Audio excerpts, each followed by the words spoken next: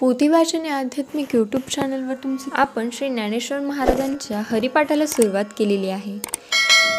त्यातील आपण मराठी अनुवाद ऐकत आहोत. त्यामधील हा तिसरा भाग. 2 भाग पाहायचे असतील तर लिंक डिस्क्रिप्शन बॉक्समध्ये आहे, तेही नक्की श्रवण करा.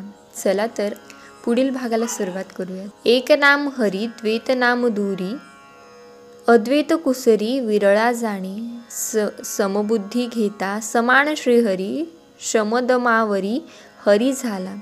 सर्वा घटी राम देहादेही एक, सूर्यप्रकाश सहस्त्रमशी. ज्ञानदेवा चित्ती हरी पाठ नेमा, मागी येला जन्म मुक्त झालो. हरिनाम हे एक आहे व द्वैत नाम हे दूर आहे. नामाचे द्वैतवर्म जाणणारा विरळा. नामस्मरणाचे समबुद्धी प्राप्त होते व त्या समबुद्धीने परमात्मा सर्वत्र सम आहे असा अनुभव येतो. त्या योगी शमदमादी साधतात. सर्व स्थावर जंगम प्राण्याच्या ठिकाणी एक श्रीहरीच वास करतो. ज्याप्रमाणे सहस्त्ररश्मी सूर्य सर्व सृष्टीचा प्रकाश आहे, त्याचप्रमाणे एक श्रीहरीच भरला आहे. श्री ज्ञानेश्वर महाराज म्हणतात की माझ्या चित्तात एक हरिपाठाचाच नेम आहे व त्यामुळे मागील जन्मापासूनही मुक्त झालो आहे. हरिनाम जपे तो नर दुर्लभ, वाचेसी सुलभ रामकृष्ण. रामकृष्णा नामी उन्मनी साधली, तयासी साधली सकळ सिद्धी. सिद्धी बुद्धी धर्म हरी पाठी आले, प्रपंच निमाले साधू संगे. ज्ञानदेवा नाम रामकृष्ण ठसा, तेनी दशदिशा आत्मा राम. याचा अर्थ जाणून घ्या. वाणीनेच केवळ उच्चारावे लागणारे रामकृष्ण हे श्रीहरीचे नाव अत्यंत सुलभ साधन होय, पण तेवढेही करणारा दुर्लभ आहे. ज्यांनी श्रीहरीच्या रामकृष्ण नामाचे ठिकाणी मनाचा लय केला त्याला सर्व सिद्धी प्राप्त होतात. सिद्धी बुद्धी धर्म हे सर्व श्रीहरिनामानेच साधतात व साधूंच्या संगतीने प्रपंचात राहूनही पूर्ण मनाला लय साधून श्रीहरिस्वरूप होऊन राहतात. श्री ज्ञानेश्वर महाराज म्हणतात की माझे वाणीचे ठिकाणी हरिनाम व हृदयात रामकृष्णाचे रूप दृढ ठसले आहे. त्यामुळे मला दशदिशा आत्मा राम स्वरूप झाल्या. हरिपाठ कीर्ती मुखी जरी गाय, पवित्र तो होय देह त्याचा. तपाचे सामर्थ्य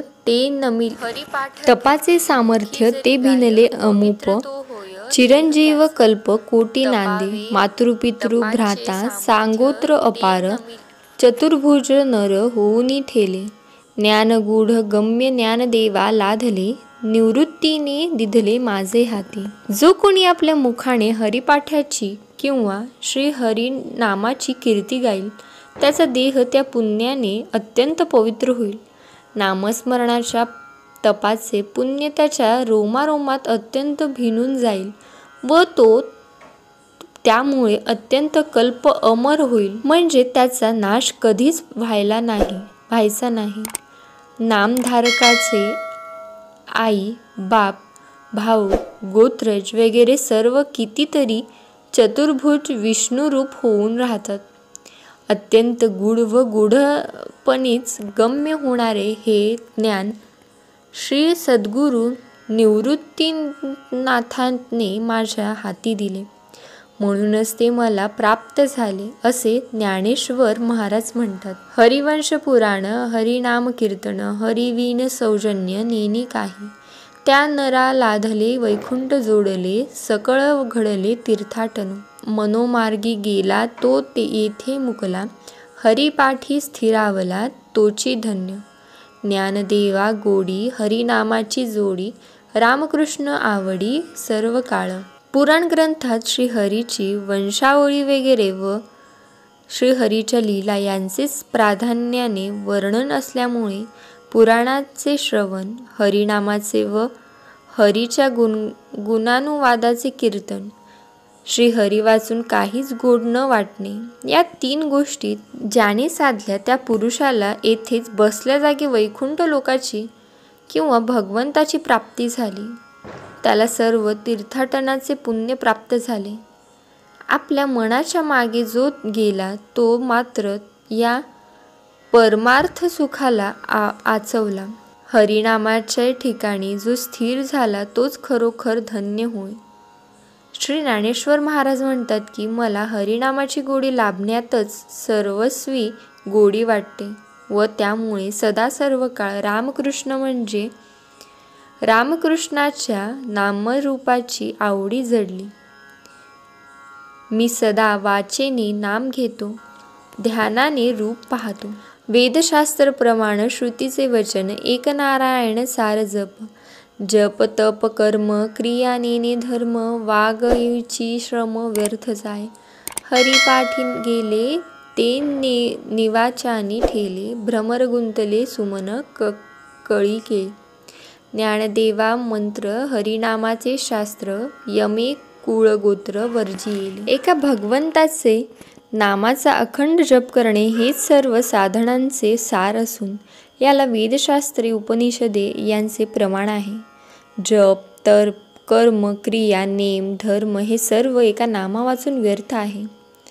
ज्याप्रमाणे फुलाच्या कळीत सापडलेला भ्रमर परत बाहेर येत नाही, तसेच प्रेमाने गुंतून पडतो, त्याचप्रमाणे हरिस्मरण हेच एक साधन करण्याचा ज्यांनी निश्चय केला ते श्रीहरीचे ठिकाणी प्रेमाने इतके ऐक्य पावतात की पुनः श्रीहरी वाचून भिन्न होत नाहीत.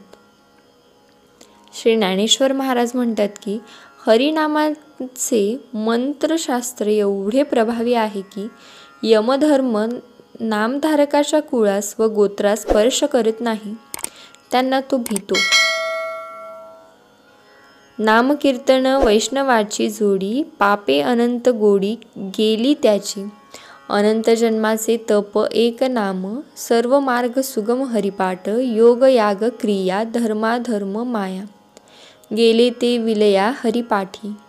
ज्ञानदेवी यज्ञ योग क्रिया धर्म, हरिविणे नेम नाही दूजा. हरिविणे नेम नाही दूजा, हरिमुखे म्हणा हरिमुखे म्हणा, पुण्याची गणना कोण करी. नामस्मरण व संकीर्तन ही वैष्णवाची जोडी होय. हरिनामस्मरणाने अनंत पातकांच्या पर्वतप्राय राशी भस्म होतात. अनंत जन्मास केलेले तप म्हणजे एक हरिनाम होय. ते नाम सर्व मार्गापेक्षा सोपे आहे. योग या क्रिया किंवा धर्म अधर्म ही सर्व माया आहे. हरिपाठात सर्वांचा लय होतो. श्री ज्ञानेश्वर महाराज म्हणतात की यज्ञ योग क्रिया धर्म हे सर्व माझे एक हरिनामच आहे. हरिनाम वाचून मला दुसरे नेम नाही. काळ वेळ नाम उच्चारिता नाही, दोन्ही पक्ष नाही उद्धरती. रामकृष्ण नाम सर्व दोषाहरण, जड जीवा तारण. हरी एक हरिनाम सार, जिव्हा या नामाची उपमा त्या देवाची कोण वाणी. ज्ञानदेवी सांग झाला हरिपाठ, पूर्वजा वैकुंठ मार्ग सोपा. नामस्मरणात वेळ काळाचे बंधन नाही. नामस्मरण हे श्रोता व वक्ता या दोघांचा उद्धार करते. रामकृष्ण नामाचा जप सर्व दोषांची होळी करणारा आहे. जड व जीव दोन्ही नामस्मरणाने तरतात. जिव्हेचे सर्व सार्थक हरिनाम हेच आहे. नामधारकाच्या भाग्याचे कोणालाही वर्णन करता येत नाही. श्री ज्ञानेश्वर महाराज म्हणतात की हरिपाठ हा सर्व साधन संपत्तीसह श्री हरीची प्राप्ती करून देणारा असून त्याच्या योगाने नामधारकाच्या पूर्वजांना मोक्षमार्ग किंवा वैकुंठ मार्ग अत्यंत सोपा होतो. जय जय राम कृष्ण हरी. उर्वरित हरिपाठ आपण पुढील भागात ऐकूयात.